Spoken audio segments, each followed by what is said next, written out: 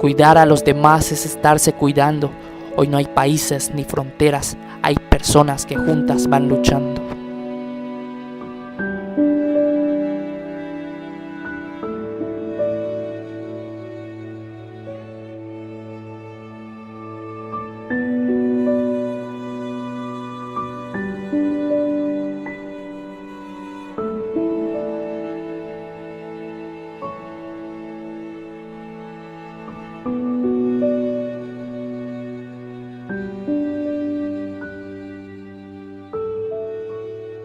El objetivo de este nuevo video es tener un panorama más amplio de la problemática que se está presentando en la actualidad. Anteriormente les presenté lo que es el video titulado COVID-19, donde plasmo cómo las personas confrontan su estilo de vida. Es por eso que el día de hoy quiero compartirles información que será de gran utilidad durante el tiempo que nos encontremos en contingencia. Por lo cual, quisiera presentarles a un gran profesional docente de la Universidad Vizcaya en la ciudad de Mérida, Yucatán. Cabe mencionar que actualmente participa en cápsulas informativas en el programa Pentágono, el noticiero, de la estación Cadena Raza, y en el programa de televisión Nuevo Día del grupo Televisa Yucatán. Es todo un honor contar con la participación del psicoterapeuta Ángel Ildefonso Patrón Camal. Profesor Ángel, muy buenos días. Hola, ¿qué tal, Emanuel? Muy buenos días. Un gusto saludarte a ti y a todo el auditorio. ¿Cómo te encuentras? Pues bastante bien, ahora que podemos estar en casa, tratar igual de reflexionar lo que está pasando, ¿no? Y platicando con mi papá me decía, es que las personas trabajan y son 8 horas de jornada, 12 horas, y cuando llegan en casa, a veces es el problema, ¿no? De que realmente son 8 horas que yo me paso como trabajador y el resto que queda como parte de una familia. Ahora, estar las 24 horas, ¿cómo es que la persona a veces están acostumbradas a su ritmo de trabajo, ¿no? De salir, ¿cómo se confronta pues en esta época, ¿no? Sí, es complicado porque por lo general hay una división social del trabajo, es decir, cada quien cumple un rol dentro de la familia y ya sabes, se dividen las tareas del hogar, se divide también obviamente la cuestión económica, la administración de los recursos y ahora de que todo colapsa es reestructurar toda esa dinámica. Exactamente, es correcto, maestro. Bueno, sí.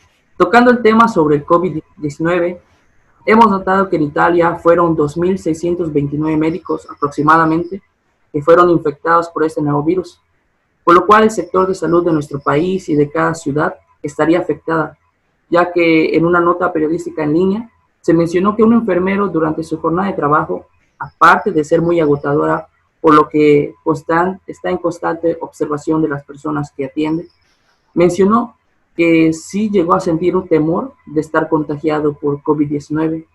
También sintió la preocupación por no poder tocar su cara, por lo cual quisiera realizar las siguientes preguntas.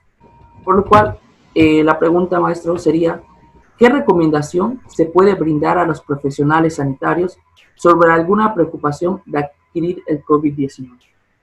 Bueno, para empezar, pues me gustaría aprovechar este espacio para agradecerle mucho a todo el sector salud que nos está apoyando, sobre todo en lo que es nuestra región, en nuestro estado, en nuestro país, ya que la labor que ellos desempeñan es extraordinaria en estas épocas. Digo, siempre ellos desde que asumieron ese compromiso con la salud, han tenido esa línea, ¿no? Sin embargo, hoy ante una situación extrema están trabajando al 150, al 200%. Y respecto a la cifra que tú arrojas en lo que viene siendo el nivel de contagio que se pudo haber presentado, es alarmante, sobre todo en países como Italia, bueno, en países que están en Europa, entre otras comunidades, sobre todo por la manera en cómo impactó esta pandemia. No es algo que estaba previsto, no es algo que probablemente tuviéramos un antecedente como para saber cuál es la emergencia sanitaria. Ellos tienen un protocolo siempre, porque no solo existe infecciones o tal vez bacterias o virus, como en el caso del COVID, que puedan estar o poner en riesgo su integridad. Ellos constantemente están enfrentándose a enfermedades mortales y tienen también toda una preparación, tienen una metodología, tienen una asepsia extraordinaria para ellos. Sin embargo, lo complicado de este panorama es que se agotaron los recursos disponibles, tanto en materiales como en procedimientos, como en espacios habilitados para poder brindar el servicio.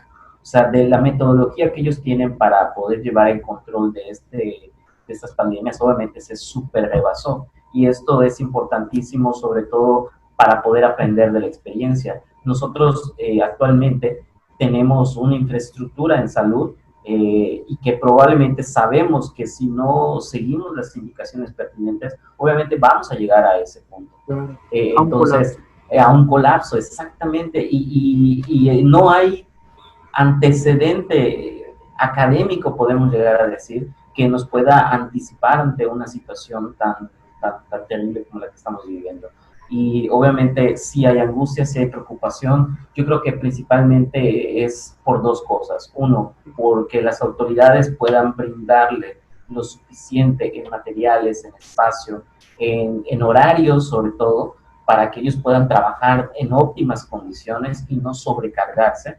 Pero también el principal papel es por parte de nosotros, que esto es más complicado porque es una variable que no podemos controlar. O sea, por más que las autoridades traten de impedir que las personas salgan, ya ves que no falta quien probablemente esté haciendo la fila del súper y no esté siguiendo las indicaciones. Entonces, si esto rebasa, yo creo que la principal preocupación es más por el desconocimiento que pueda llegar a tener la población y la falta de compromiso. Eso sí da temor porque, como te repito, sabemos que no podemos tener el espacio suficiente para atender un gran número de pacientes. Entonces, ahora sí que yo creo que también la principal recomendación no solo va para el personal, que también tiene que tomarse ese tiempo de descanso, si es posible, obviamente, pero principalmente yo creo que el compromiso también es con nosotros. Sí. Es correcto, maestro. Bueno, para seguir con la siguiente pregunta, que igual viene para el sector sanitario, para el sector de salud, es ¿cómo se puede canalizar el estrés y la atención de un médico o de un enfermero? Conocemos el estrés de un trabajo, pero en este grado los niveles de estrés han aumentado. Como comentamos, es un virus nuevo, es un virus que te platica que no puede tener una cura o una vacuna en este tiempo corto, pues porque también tiene su proceso como cualquiera otra. Entonces, ¿cómo se podría canalizar el estrés, la atención de un médico, de algún enfermero, ante situaciones de hospitalización y también como el agotamiento que se manifiesta durante su jornada laboral? Es complicado, sobre todo ellos por lo general están acostumbrados a un ritmo de trabajo extenuante, por las guardias, los cambios de horario, todo lo que van realizando. Sin embargo, como te comentaba con anterioridad, esto es algo sin precedentes y los estragos del estrés pueden ser a corto, mediano o largo plazo. En sí recordemos que el estrés no es algo maligno, no es algo, podemos llegar a decir, negativo totalmente. Cuando hablamos de estrés es una reacción fisiológica básica que nos permite movilizar nuestros recursos ante una emergencia. Obviamente la persona en las primeras semanas va a estar muy activo, va a estar la persona muy creativa, tratando de resolver problemas, buscando optimizar sus materiales, vamos, va a estar en el óptimo desempeño. Sin embargo, si no tiene una buena alimentación, si no tiene los hábitos de sueño necesario para restaurar todo su cuerpo, obviamente la demanda también del trabajo por el personal insuficiente, ahí es donde se empieza a ver los estragos del estrés. De hecho, hay una ley que se llama ley de Yerkes-Dodson que nos menciona que a mayor estrés, mayor funcionamiento por parte del organismo. Pero también cuando llegamos a un límite, nuestro rendimiento se va totalmente en picada. Y a mí lo que me impacta es tal vez a corto, mediano, largo plazo, más a mediano y a largo plazo, cuáles pueden llegar a ser los estragos del estrés. Estamos hablando tal vez de enfermedades de tipo psicosomático, estamos hablando de algún tipo de reacción que pueda llegar a tener su cuerpo, vamos, va a haber un desgaste muy, muy significativo y lo complicado sería ver hasta qué punto, dependiendo de la emergencia sanitaria que se pueda presentar en cada comunidad, en cada estado o en cada país, la manera en cómo se pueda ir afrontando esta situación.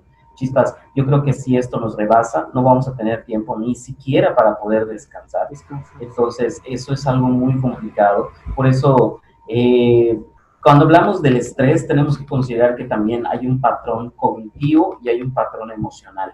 Es decir, lo que estoy pensando puede provocar reacciones fisiológicas en el cuerpo. Es decir, si estoy ante la preocupación de lo que ya pasó en otros países, me estoy angustiando porque veo que en mi comunidad no está la gente siguiendo las indicaciones, ese pensamiento, aunque todavía no estemos viviendo una realidad comunitaria, obviamente va a hacer que nuestro cuerpo genere un estrés de manera disfuncional. Y lo primero que tenemos que hacer es eso, detener esos pensamientos.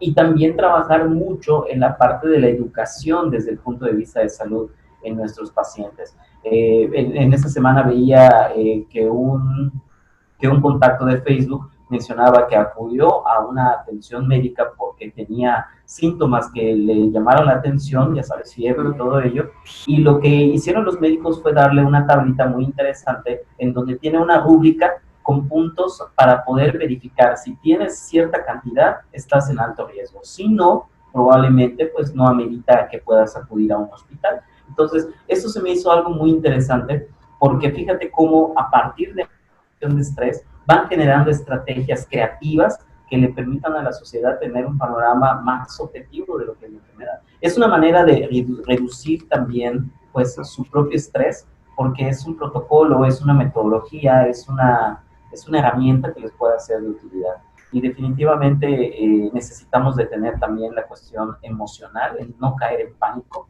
porque cuando hablamos de trastornos de ansiedad es variable, o sea, pueden llegar a haber muchas características. Exacto. Es correcto, maestro. Bueno, es importante también lo que usted menciona, la importancia y las recomendaciones que nos brinda, sobre todo en este panorama. Pero al igual hay un segundo panorama que se puede mencionar que ante la situación que se vive por el COVID, las personas presentan ante la enfermedad un temor, ya que es una enfermedad nueva, pero también que nos sirve para conocer cómo es la intervención, ¿no? Ante personas que entran en crisis.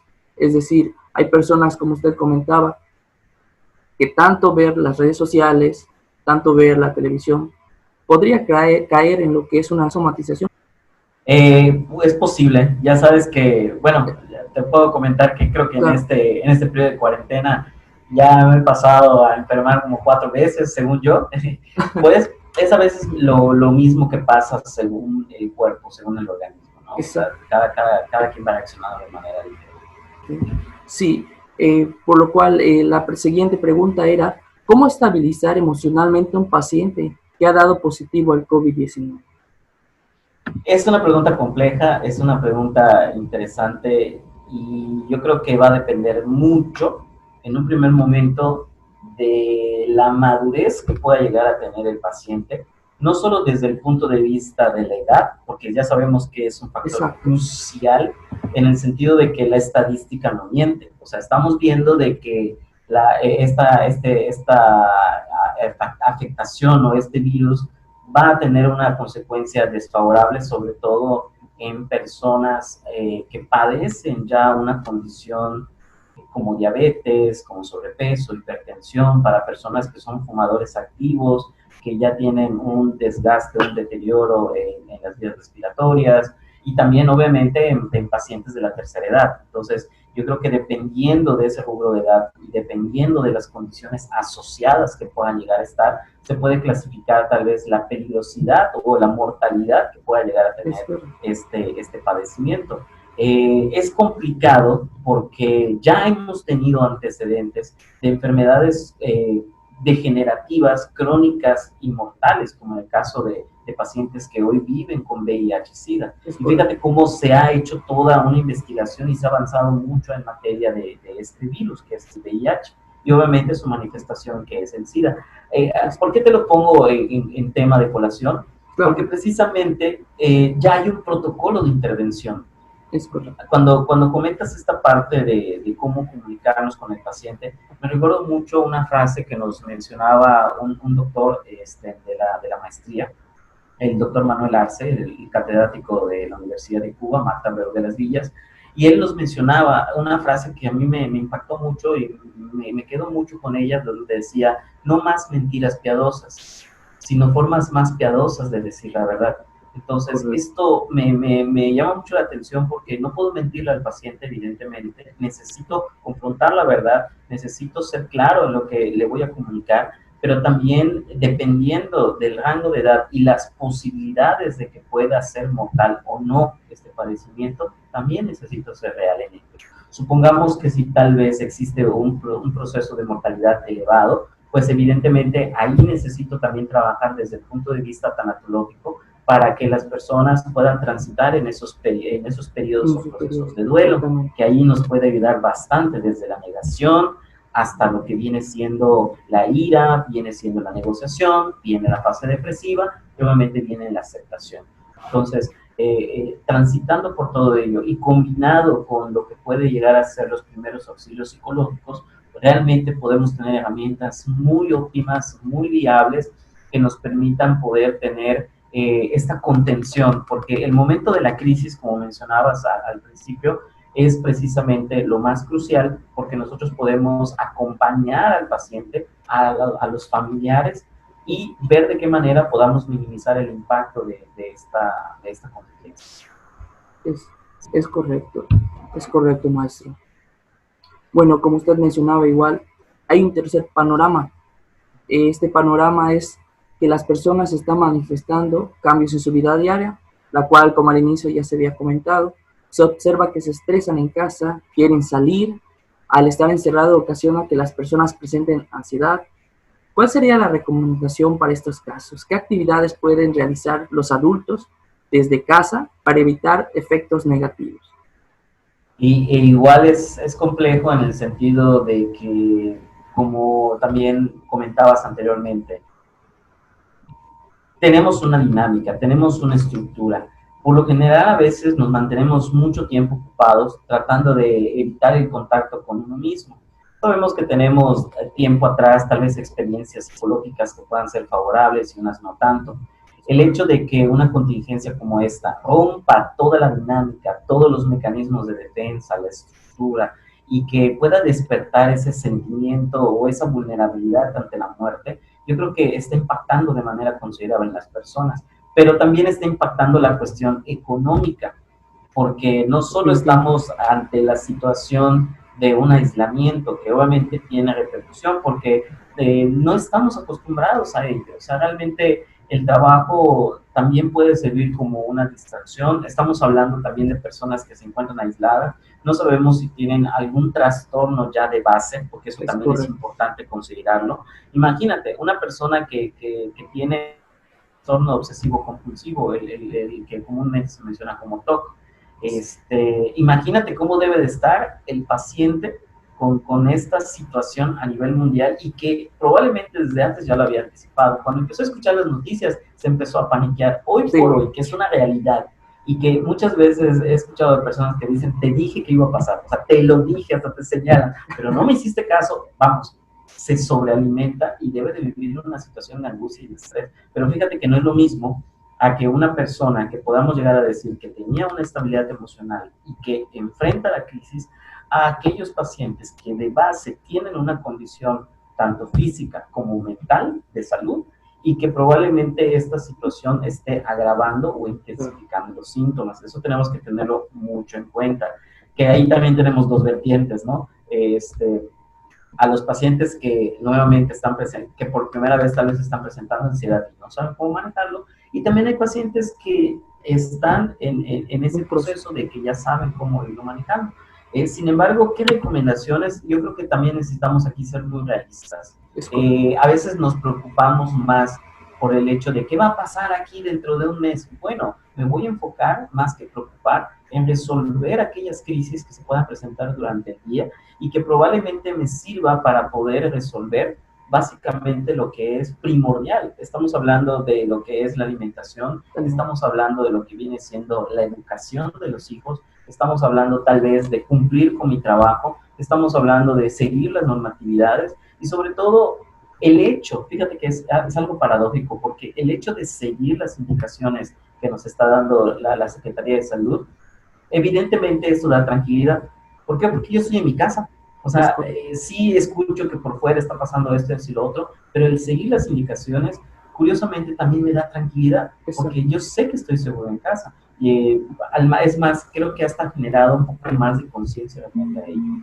Y hay muchas actividades que se pueden hacer. Estamos hablando de que si yo tal vez dentro de mi trabajo, hay muchísimos cursos en línea que me pueden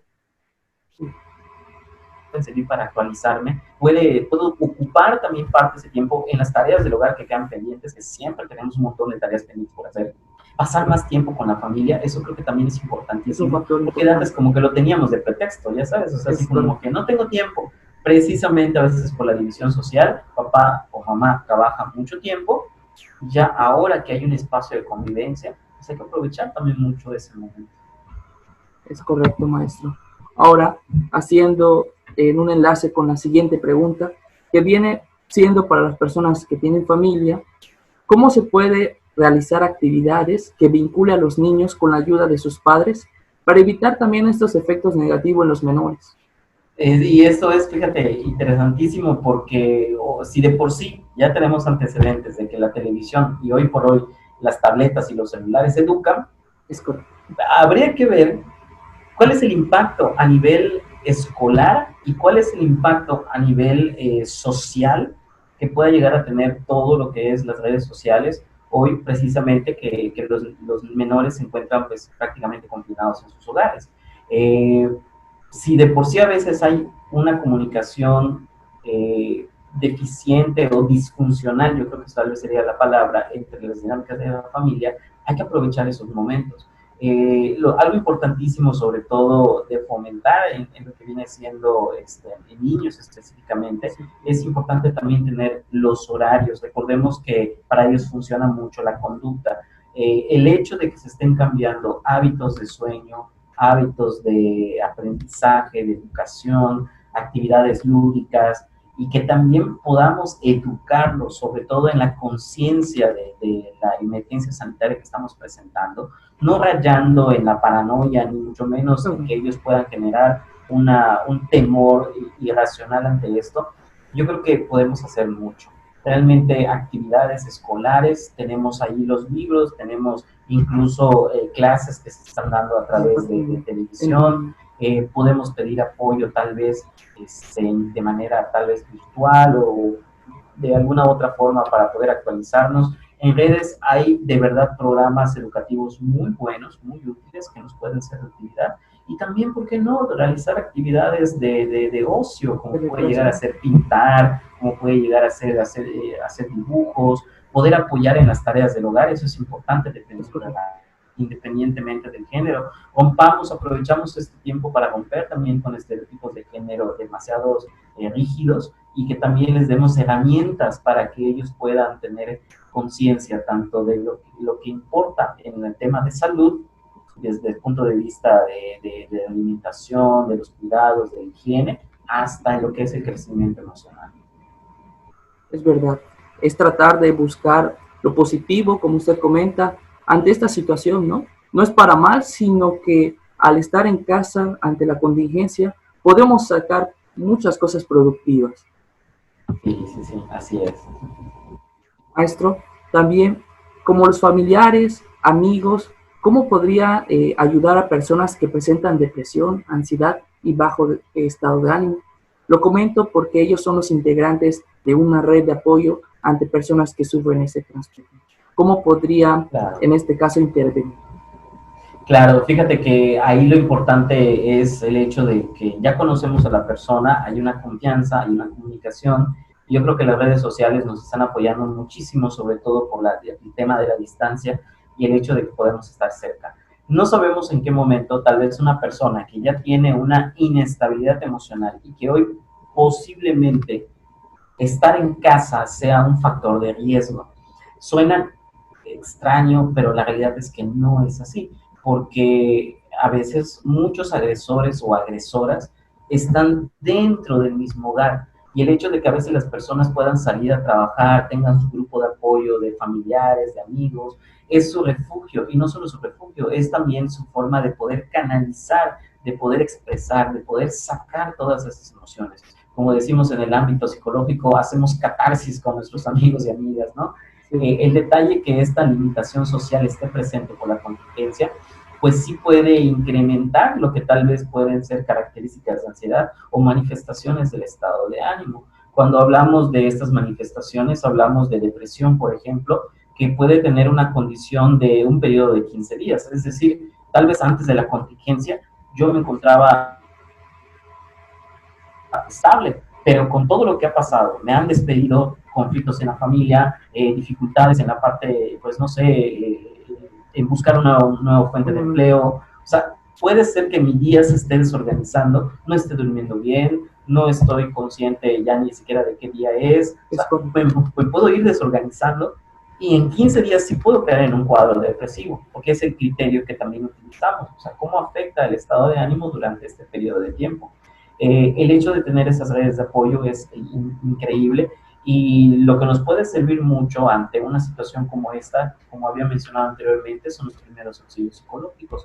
En dado caso de que una persona presente alguna alteración en su estado emocional, su crisis de ansiedad, la intervención en crisis tiene dos momentos, lo que son los primeros auxilios psicológicos y obviamente la intervención en segundo momento. ¿Qué podemos hacer en la primera etapa? Pues dar esa contención, dar ese apoyo, escuchar a la persona, una escucha activa, sin juzgar, sin criticar, reducir la mortalidad, si en dado caso es una situación crítica donde la persona piensa, actuar de manera tal vez impulsiva, nosotros podemos dar esa contención, engancharnos muy bien con la persona y si es posible canalizar a alguna institución, ya sea si se puede desde el punto de vista en un espacio, que ya ves que ahorita pues también está un poco limitado esa cuestión, sin embargo hospitales siguen abiertos, en donde se le pueda brindar la atención psicológica o psiquiátrica, o también pues lo que se está implementando, veo mucho ahorita en redes sociales, es el apoyo y el acompañamiento a través de las videollamadas, desde el ámbito de la salud mental. Entonces, opciones hay, opciones tenemos y que también puede ser importante generar esa conciencia. Te repito, el simple hecho de escuchar a la persona, sin juzgar, sin criticar y acompañándolo o acompañándola en este proceso, en esta crisis, y utilizando una metodología flexible y que sirva para que la persona reflexione y busque opciones, eso va a ser maravilloso. Creo que podemos hacer muchísimo, y no solo, por ejemplo, en cuestión emocional, también seamos sinceros, hay personas que económicamente la están viendo muy difícil, que tal vez tengan mucha dificultad para poder conseguir alimentos o que a veces por algún tipo de condición física, discapacidad, ¿no? O probablemente incluso cognitivo o mental, pues están ante una situación de temor. Ahí es donde nosotros necesitamos tal vez menos palabras y más acción, porque tal vez podemos buscar un apoyo activo para grupos vulnerables, o en este caso también nosotros unirnos, ya sea invitándole un plato de comida que se le puede enviar al hogar, tal vez algunos víveres, tal vez algunos métodos de distracción, libros, recomendaciones de películas, series, bueno, vamos, acompañar a la persona. Exactamente, es correcto. Como usted comentaba igual, existen varias alternativas, ¿no? Para que la persona no se sienta sola, que se sienta acompañada. En este caso también, como hay familiares, la red de apoyo, incluso también entre los profesionistas de la salud, como son los psicólogos. Ante esto, te quisiera preguntar sobre la contingencia, ¿cómo se brinda terapia a los psicólogos y qué tan efectivos son los métodos a distancia? Bueno, incluso fíjate que me ha pasado de que he tenido pacientes que por alguna u otra situación han tenido que viajar, estar fuera del estado, por una u otra razón, y hemos utilizado previamente plataformas digitales. Ahora sí que la necesidad también nos motiva para el acompañamiento y la tecnología nos facilita mucho. Cuando hablamos de una intervención, tenemos que considerar que no podemos dejar de lado lo que es una evaluación psicológica. Hay algunas pruebas que sí se pueden contestar en línea, así como cuando haces un proceso de reclutamiento y selección de personal. Exactamente. Y también hay herramientas que obviamente necesitan ser presenciales, ¿no? Ahora, a medida de lo posible podemos trabajar en un proceso de evaluación. Me refiero a esto de que si es un paciente que es un paciente nuevo, pues yo utilizo la misma metodología, lo que es elaboración de la historia clínica, obviamente conocer el motivo de consulta, y a partir de todas estas variables, pues vamos tomando decisiones o acompañar al paciente para apoyarlo en el proceso. Siempre navegando desde una metodología científica, es decir, con las estrategias, con las técnicas y en este caso también con la metodología punto de vista psicométrico, ¿no? Porque necesitamos un parámetro objetivo. O sea, yo no puedo decirte, creo que tienes depresión. No, necesito utilizar un instrumento como el DEC, necesito utilizar tal vez un IDARE o un DERE para ansiedad o depresión. Entonces, vamos, esa es la metodología a seguir. Ahora, cuando ya tengo, por ejemplo, un conocimiento del caso, un acompañamiento, ya puedo elaborar una estrategia de intervención psicoterapéutica. Fíjate, si yo me baso de esa metodología, primero, conocer la demanda inicial, conocer el motivo de consulta, construir mi historia clínica, aplicar pruebas y dar ese acompañamiento. Si la tecnología me lo permite, el método es maravilloso, porque si no, se pierde la objetividad que es a través de una plataforma y que, bueno, también en la práctica personal tenemos que tener esa metodología, porque no es lo mismo atención psicológica, evaluación psicológica a intervención psicológica. Entonces ahí tenemos que diferenciar. Te digo, afortunadamente la tecnología nos ayuda mucho, incluso muchas baterías de pruebas. Hoy por hoy en producciones como Manual Moderno o TEA Ediciones, todo es electrónico. Entonces nos da una vertiente maravillosa en donde le mando el link al paciente, él ingresa, tiene un tiempo, contesta el test, se califica, retroalimentamos, vamos. Esto nos facilita mucho. Y sobre todo lo que tú mencionas, cuando hablamos de una situación de crisis como la que estamos viviendo ahora, evidentemente podemos utilizar los primeros auxilios psicológicos incluso a través de línea telefónica. O sea, no tiene que ser solo a través de videollamada. Esa es una metodología que hemos aprendido a través de experiencias y de catástrofes, como tiene toda la historia de intervención en crisis, y esto nos ha dado herramientas para poder afrontar contingencias como esta. Es verdad. Abarcando más temas sobre lo que comentaba, maestro, ¿cuáles serían las herramientas que se brindan ante la anticipación también de la terapia que se presenta? Es decir, en algunos casos que ya no se pueda contar con comunicación con la persona, con el paciente, ¿qué herramientas se pueden brindar anticipadamente para estos casos, ¿no? Siempre en un proceso de terapia, lo importante es que el paciente vaya haciéndose responsable de sus emociones, de sus pensamientos, y que también tenga estrategias que le permitan ser independiente. Porque fíjate que también allá entra un poquito esta cuestión de que, bueno, pues a mí me conviene que tal vez venga cada semana, cada 15 días. Pero la realidad de esto es el hecho de que nosotros en todo momento del proceso terapéutico siempre es importante perseguir la autonomía del paciente, que aprenda esas estrategias de autorregulación que le permitan hacer frente a la adversidad, porque lo que se vive dentro del proceso terapéutico muchas veces es un ensayo de lo que de manera externa, es decir, en la sociedad, en su familia, con su pareja o en otro contexto, es lo real que probablemente va a utilizar esos estilos de afrontamiento que le van a servir de utilidad. Es decir, es un entrenamiento para que cuando estés ante esa situación puedas afrontarlo. Yo creo que eso es crucial en todo el proceso terapéutico para no generar una codependencia del terapeuta, sino al contrario, es el acompañamiento desde un punto de vista objetivo, desde un punto de vista ético, eso también es muy importante, y a partir de este proceso, ahora sí que soltarnos al ruedo y confiar en las capacidades que tiene la persona. Uno tiene, exacto. Claro, definitivamente, hablamos de factores de resiliencia, hablamos de factores protectores, nuestra chamba consiste en poder recuperar todos esos recursos que el paciente ya tiene y que muchas veces no sabe que tiene, porque realmente no es que vas a cambiar gracias a mí, no, definitivamente no, la responsabilidad no es mía, la responsabilidad es del paciente mismo. Totalmente. Y el hecho de creer, el hecho de confiar y el hecho de brindarle las herramientas, los recursos y el acompañamiento busca precisamente esta independencia. Y si en dado caso, porque hay condiciones que no solo son desde el punto de vista emocional, hablamos de condiciones que son desde el punto de vista fisiológico.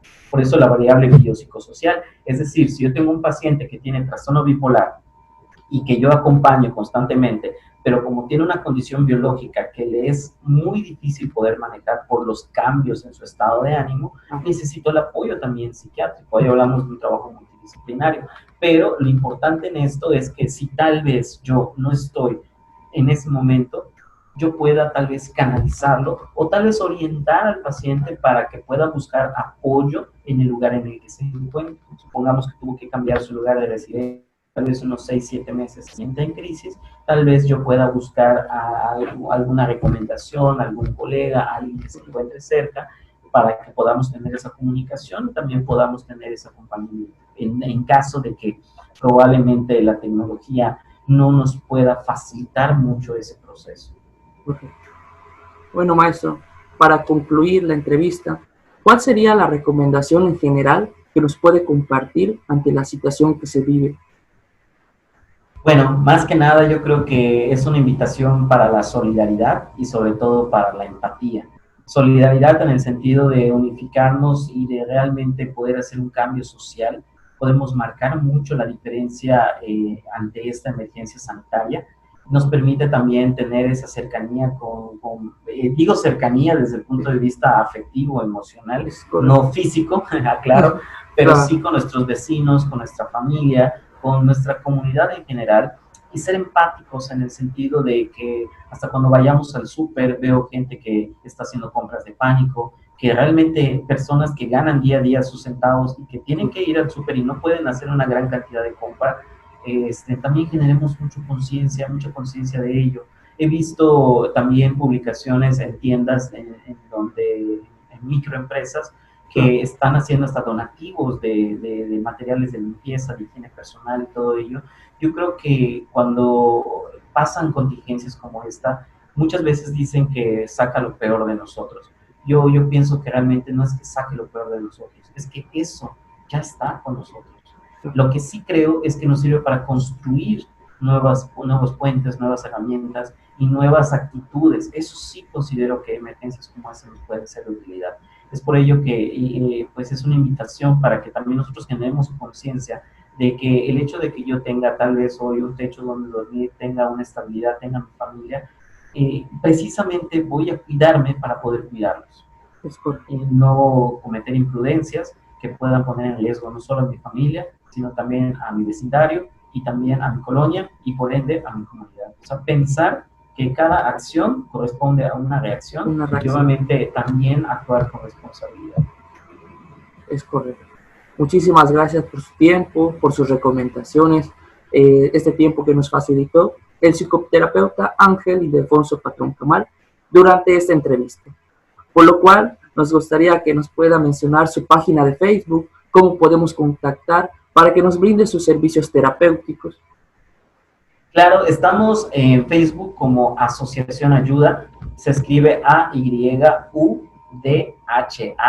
Asociación Yucateca de Desarrollo Humano y Académico. Ahí tenemos un grupo de especialistas en el área de la psicología que estamos también brindando atención a través de videollamadas y pues ahí tenemos también los números de contacto. También desde lo que viene siendo la página pueden mandar ustedes un mensaje para que podamos darles la atención. Y de manera personal, mi número es el 9991-397474. Para lo que necesiten, aquí estamos para poder apoyarles y seguirles acompañando en este proceso. Perfecto. De nuevo quisiera agradecerle por brindarnos información valiosa en esta contingencia, ya que sea para conllevar las situaciones que se nos presenten en este tiempo. Le mando un saludo y afectuoso abrazo, maestro. Le deseo un excelente día. Muchísimas gracias. No, al contrario, muchísimas gracias a ti por este espacio y un gusto volver a saludarte, Manuel. Cuídate mucho. Muchas gracias. Cuidar a los demás es estarse cuidando. Hoy no hay países ni fronteras, hay personas que juntas van luchando.